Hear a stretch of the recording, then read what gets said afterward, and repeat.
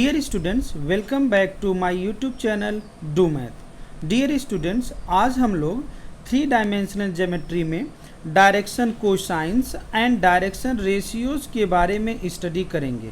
तो आते हैं, सबसे पहले पढ़ते हैं डायरेक्शन कोसाइंस के बारे में।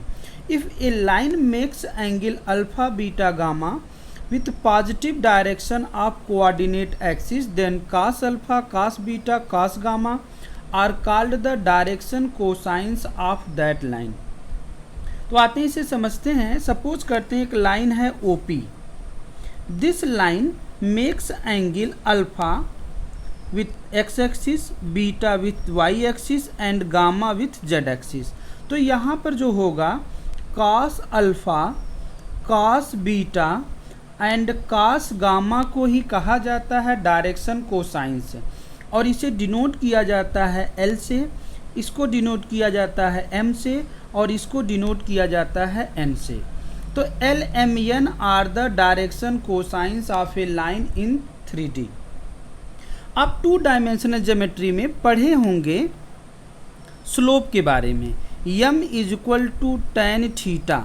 थीटा क्या होता है कि अगर कोई XY प्लेन में है, कोई लाइन अगर positive direction of x axis से थीटा एंगल बनाता है, तो then m is equal to tan theta is called the slope of the line. तो 2 डायमेंशनल में हम लोग स्लोप पढ़ते हैं जो लाइन की पोजीशन बताता है, और 3 डायमेंशनल में हम लोग डायरेक्शन कोसाइंस को पढ़ते हैं। तो दोनों का काम सेम है। तो इस वजह से बहुत ही इम्पोर्टेंट टॉपिक है, और यहाँ से लगभग एक प्रॉब्लम पूछी जाती है आपके कंपटीशन में। तो आप इसके बारे में हो गया। अब हम सपोज कर लेते हैं P का कोऑर्डिनेट है x, y, z। तो यहाँ से हमें जो वैल्यू मिलती है cos alpha is equal to x by R, cos beta की वैल्यू मिलती है this is y by R, and cos gamma की वैल्यू होती है this is z by R. तो यहाँ से जब हम इसे सॉल्व कर देते हैं तो cos square alpha plus cos square beta plus cos square gamma, तो हमें मिल जाएगा x square plus Y square plus Z square upon R. तो r की वैल्यू अपान आर स्क्वायर, तो इसकी वैल्यू हो जाती है 1, क्योंकि आर स्क्वायर की वैल्यू यहाँ से आप जब सॉल्व करेंगे तो x square plus Y square plus Z square. तो हमें क्या मिल गया? हमें एक रिजल्ट मिल गया, the direction cosine of a line satisfy this condition, मतलब L square plus M square plus N square is equal to 1। L square की वैल्यू देखिए होती है cos स्क्वायर अल्फ़ा, इसकी वैल्यू हो जाएगी cos स्क्वायर बीटा, और इसकी वैल्यू हो जाएगी cos square gamma, this is equal to 1। ये दोनों रिजल्ट आप याद रखिएगा, डिफिनीशन को भी दिमाग में रखिएगा, छोटे छोटे प्रॉब्लम्स यहाँ से पूछे जाते हैं। अब हम आते हैं अगली टॉपिक पर कहा जा रहा है कि direction cosines of a line passing through 2 points. ये 3 डायमेंशनल ज्योमेट्री में है। हम सपोज कर लेते हैं 2 लाइन है, एक लाइन है जो 2 पॉइंट से पास हो रही है। पहला पॉइंट P है, दूसरा पॉइंट Q है। P का कोऑर्डिनेट है x1, y1, z1, और Q का कोऑर्डिनेट है x2, y2, z2।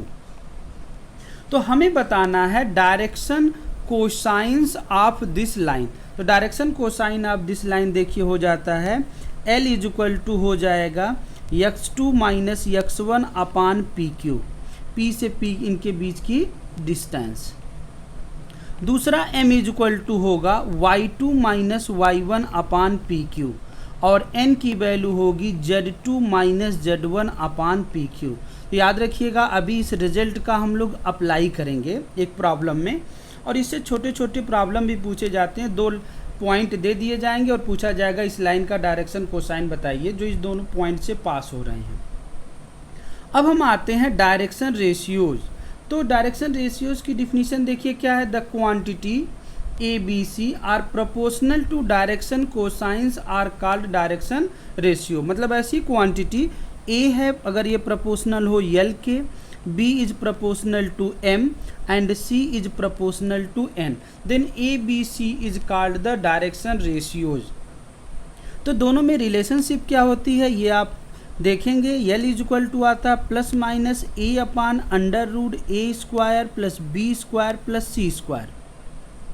यम की वैल्यू देखिए आती है plus minus B upon under root A square plus B square plus C square, और एन की वैल्यू आती है plus minus C upon under root A square plus B square plus C square. कभी कभी क्या कहा जाता है, डायरेक्शन कोसाइन दे करके डायरेक्शन रेशियो पूछा जाता है, या डायरेक्शन रेशियो दे करके डायरेक्शन कोसाइन पूछा जाता है। तो आप इस फार्मूले से आप इसे कैलकुलेट कर लेंगे। तो ये डायरेक्शन रेशियो के बारे में था। अब हम आते हैं एंगल बिटवीन टू लाइंस। अब याद करिए, टू डायमेंशनल ज्योमेट्री में आप पढ़े हैं formula tan theta is equal to m1 minus m2 upon 1 plus m1 into m2। ये टू डायमेंशनल ज्योमेट्री में का फार्मूला है एंगल बिटवीन टू लाइंस, जो स्लोप के फॉर्म में होता है। तो हमें पढ़ना है angle between two lines in 3D। अब 3 डायमेंशनल में स्लोप वाला काम कौन करता है, डायरेक्शन कोसाइन या डायरेक्शन रेशियोज।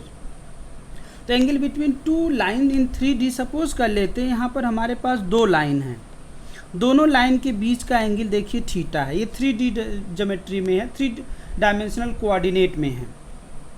सपोज कर लेते हैं पहले लाइन का जो डायरेक्शन कोसाइन है L1 M1 N1 है, और दूसरे लाइन का जो डायरेक्शन कोसाइंस है L2 M2 और N2 है।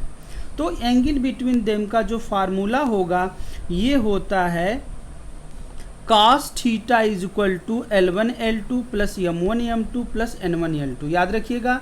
और यहाँ पर होता है 2D में m1 minus m2 upon 1 plus m1 into m2। अब इसको डायरेक्शन रेशियो में पूछा जाएगा तो फार्मूला थोड़ा सा बड़ा बन जाता है, cos theta a1 a2 plus b1 b2 plus c1 c2 divided by under root a1 square plus b1 square plus c1 square into a2 square plus b2 square plus c2 square. ये formula होता है direction ratios के term में, और ये formula होता है direction cosine के टर्म में।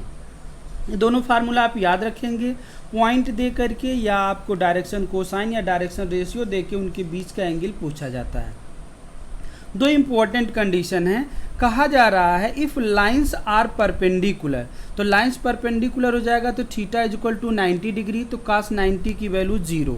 तो यहाँ से रिजल्ट बन जाता है L1 L2 plus M1 M2 plus N1 N2 this is equal to 0। और डायरेक्शन रेशियो में होगा A1 A2 plus B1 B2 plus C1 C2 is equal to 0, ये रिजल्ट आता है। अगर लाइन पैरेलल हो जाते हैं तो कंडीशन होता है L1 upon L2 this is equal to M1 upon M2 this is equal to N1 upon L2। ये दोनों कंडीशन इंपॉर्टेंट है, इससे बार बार प्रॉब्लम आए हैं, आप इसे एक बार समझ लीजिए और छोटे छोटे प्रॉब्लम्स आते हैं तो सॉल्व करिएगा। अब हम आते हैं कुछ इम्पॉर्टेंट क्वेश्चन, जैसे कहा जा रहा है कोई रेक्टेंगुलर पैरेललोपाइप्ड है। रेक्टेंगुलर पैरेललोपाइप्ड का मतलब हो जाएगा क्यूबॉइड, और जिसकी साइड क्या है ABC। तो देखिए यह ज्योमेट्री बनी हुई है जिसके एक्सिस XY Z एक्सिस हैं। तो यहाँ पर हम सपोज कर ले रहे हैं ये कोऑर्डिनेट ओरिजिन पर है, जिसका कोऑर्डिनेट हो जाएगा देखिए 0 0 0। ये x एक्सिस पर है तो इसका कोऑर्डिनेट हो जाएगा A 0 0, और इसका कोऑर्डिनेट देखिए y एक्सिस पे है 0 B 0, और इसका कोऑर्डिनेट हो जाएगा दिस इज 0 0 C। अब हम कन्वेंशन लेते हैं, O के अपोजिट जो होगा इसको कहेंगे O डैश, A के अपोजिट A डैश, B के opposite B dash and C के अपोजिट C डैश। अब हमें इनके कोऑर्डिनेट लिखने हैं। देखिए सबसे पहले कोऑर्डिनेट लिखेंगे O डैश, तो ये हो जाएगा A B C। C dash देखिए एक्स वाई प्लेन में है तो ये हो जाएगा A B 0। A डैश का कोऑर्डिनेट देखिए वाई जेड प्लेन में है तो ये हो जाएगा 0 B C। C का कोऑर्डिनेट पता है B डैश, देखिए ये है एक्स जेड प्लेन में, इसकी वैल्यू हो जाएगी A 0 C। सबके कोऑर्डिनेट पता चल गए हैं। अब प्रॉब्लम से यहाँ से क्या आते हैं, कहते हैं देखिए क्यूबॉइड है तो इसमें 4 डायगोनल होंगे, तो कहा जाता है what is the direction cosine of the diagonal. देखिए पहला जो डायगोनल यहाँ पर है, पहला डायगोनल देखिए होगा O से O डैश, देखिए है O से O डैश की डायरेक्शन कोसाइन पूछी जाती है। तो देखिए 2 पॉइंट हमें O पता चल गया O डैश, तो 2 पॉइंट से पास होने वाले डायरेक्शन कोसाइन का फार्मूला हमें पता है। तो इस तरीके से देखिए दूसरा क्या बनेगा, ए से लेके बनेगा ए डैश, बी से बी डैश, सी से सी डैश, 4 डायगोनल हमें मिल जाएंगे। तो यहाँ से पहले डायगोनल की डायरेक्शन कोसाइन हम लोग कैलकुलेट करते हैं। तो पहले डायगोनल की डायरेक्शन कोसाइन देखिए ओ ओ डैश होगा, इसकी डायरेक्शन कोसाइन होगा a minus 0 upon distance between them हो जाएगा A square plus B square plus C square. देखिए यहाँ पर b माइनस 0 तो b upon under root A square plus B square plus C square. तीसरा हो जाएगा c upon under root A square plus B square plus C square.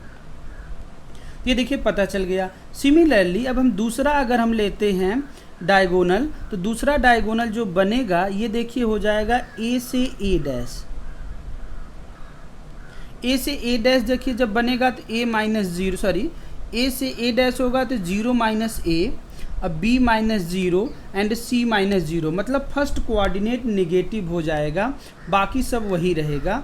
तो आप इस तरीके से हम लोग जज कर सकते हैं ए डैश का direction cosine minus A upon A square plus B square plus C square, और ये दोनों पॉजिटिव हो जाएगा, A square plus B square plus C square, ये हो जाएगा C upon under root A square plus B square plus C square.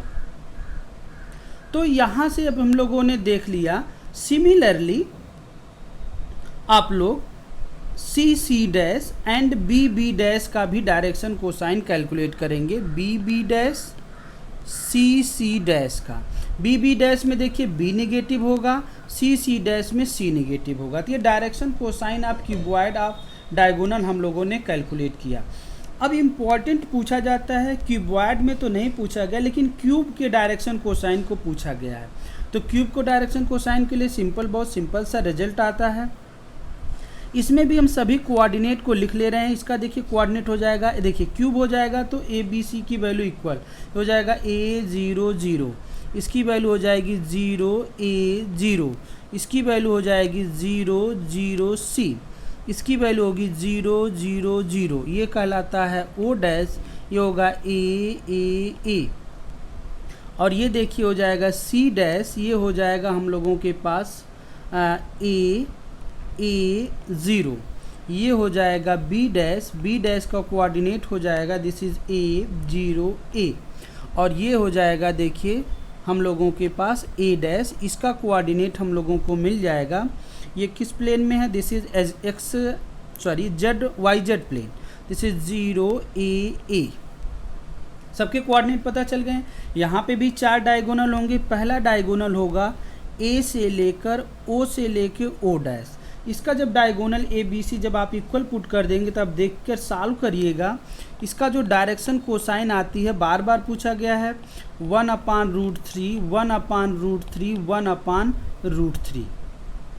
A dash में आपको बताया गया है फर्स्ट कोऑर्डिनेट नेगेटिव हो जाएगा, बाकी सब वही रहेगा, -1/√3 1/√3 1/√3।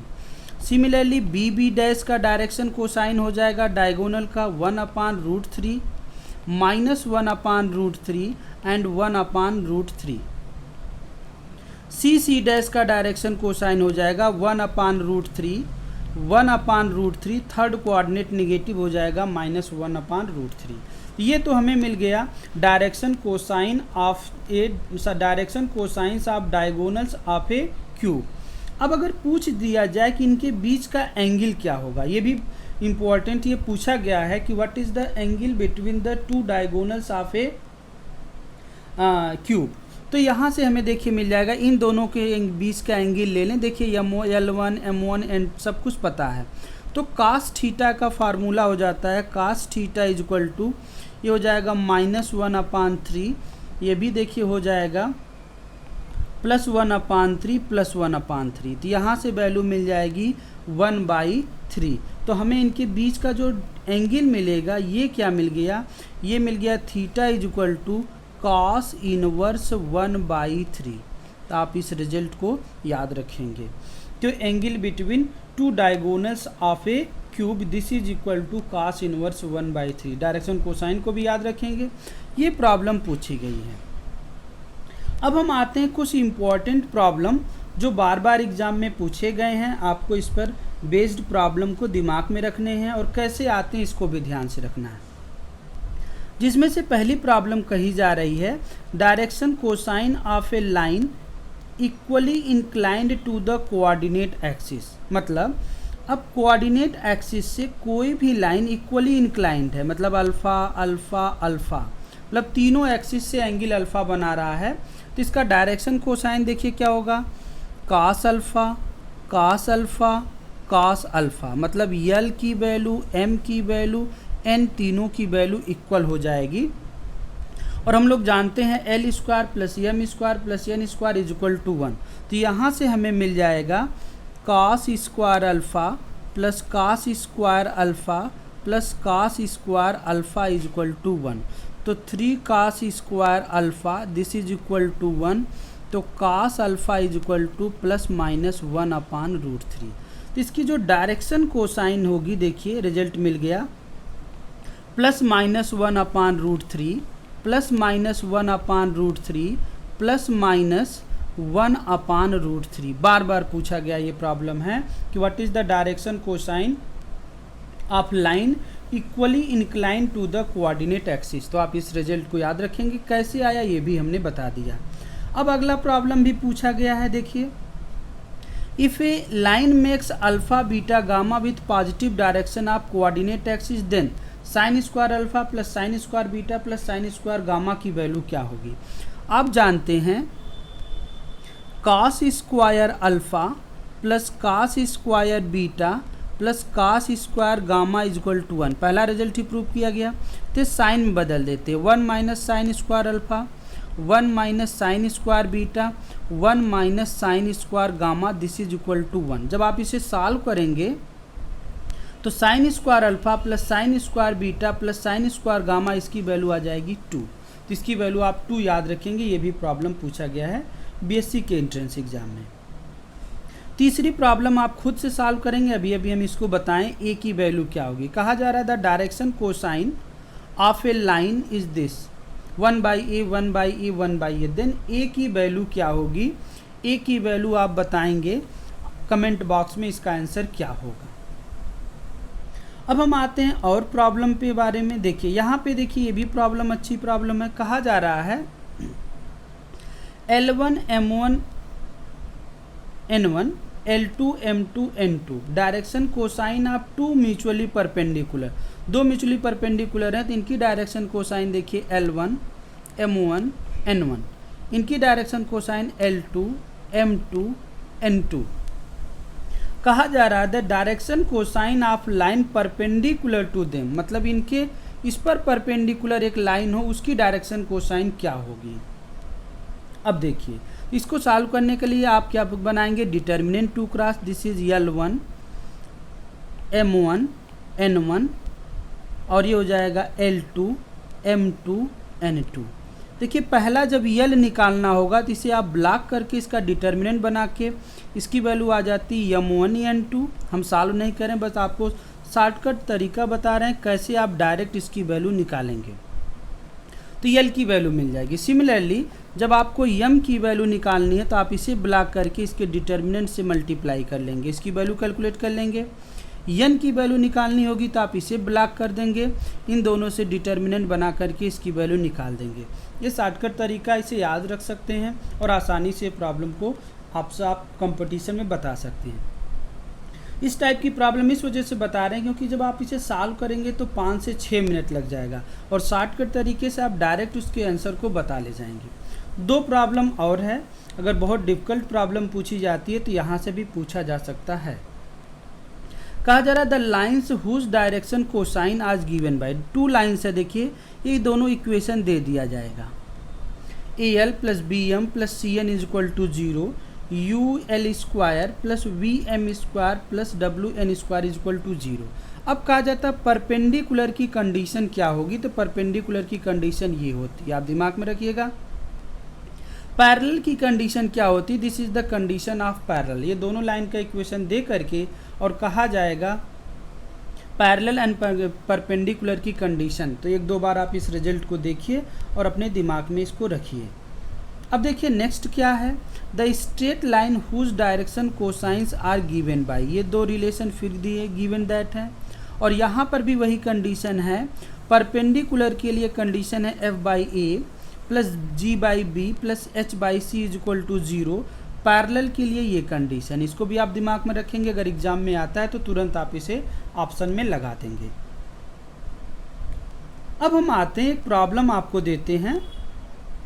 अगर आपसे पूछा जाए कि what is the direction cosine of X axis, Y axis and Z axis, तो ये आपका वर्क है कि आप एक्स एक्सिस की डायरेक्शन कोसाइन बताएंगे, वाई एक्सिस की डायरेक्शन कोसाइन बताएंगे और जेड एक्सिस की डायरेक्शन कोसाइन बताएंगे, और इन तीनों का आंसर हमें कमेंट बॉक्स में बताएंगे।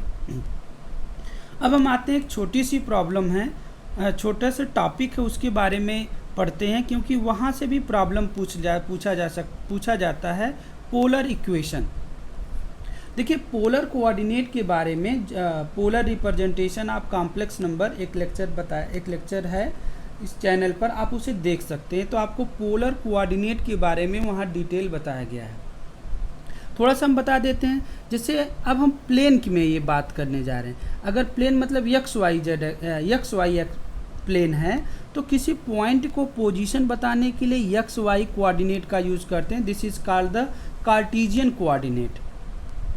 तो अगर हमें दूसरे तरीके से बताना रहता है तो इसको हम चेंज कर देते हैं आर एंड थीटा में, यही आर एंड थीटा कहलाता है पोलर कोऑर्डिनेट। तो हमें यहाँ पर कुछ कोनिक सेक्शन के पूछा जाता है पोलर इक्वेशन से रिलेटेड प्रॉब्लम। तो 5-6 पॉइंट्स हैं जिसे आप दिमाग में रखिएगा, अगर प्रॉब्लम आते हैं तो आप इसे बता ले जाएँ।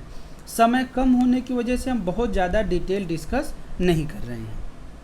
देखिए कहा जा रहा है the polar equation of conic, its focus being pole and axis lying on the initial line. तो यहाँ पर देखिए ये कोनिक है, कोनिक सेक्शन आप पता है, कोनिक सेक्शन के बारे में 2 डायमेंशन ज्योमेट्री में आप डिटेल पढ़े होंगे। तो ये देखिए इसका फोकस देखिए यहाँ पर है, पोल है, और ये इसकी ज्योमेट्री है।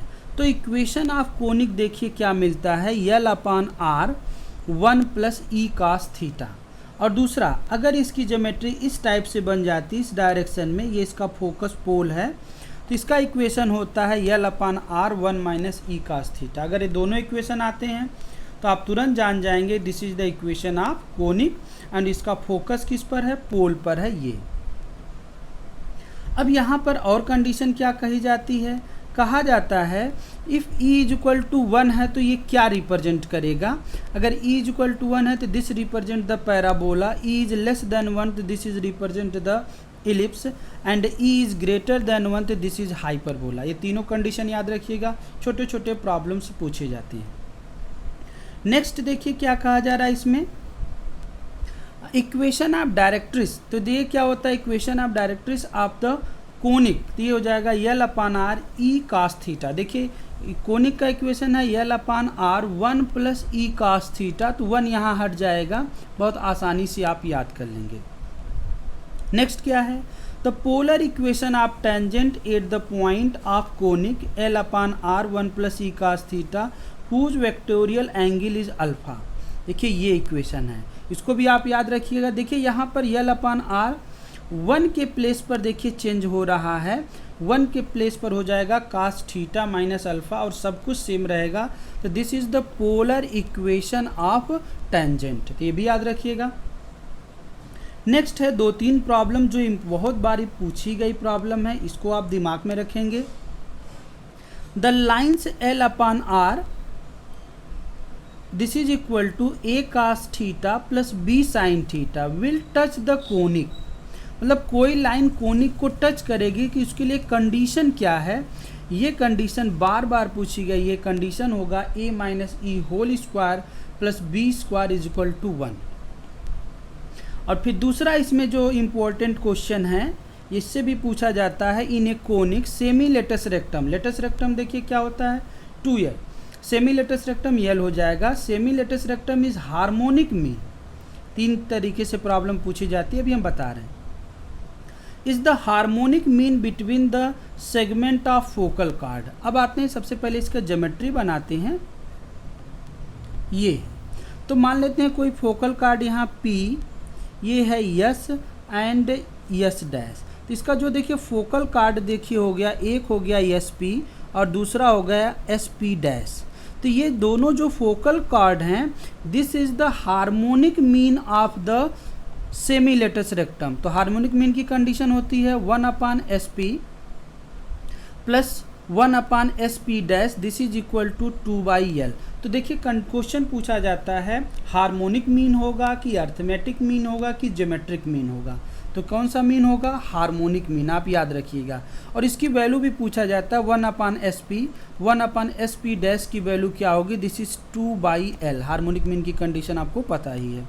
और कभी कभी पूछा जाता है ये कांस्टेंट होता है कि नहीं होता है, तो 2/L इज द कांस्टेंट। जो लास्ट पॉइंट है इससे रिलेटेड, ये भी इसी पर बेस्ड है। देखिए यहाँ पर इस टाइप से इसका फिर एक फोकल कार्ड है जिसकी PSP डैश कहा जा रहा है।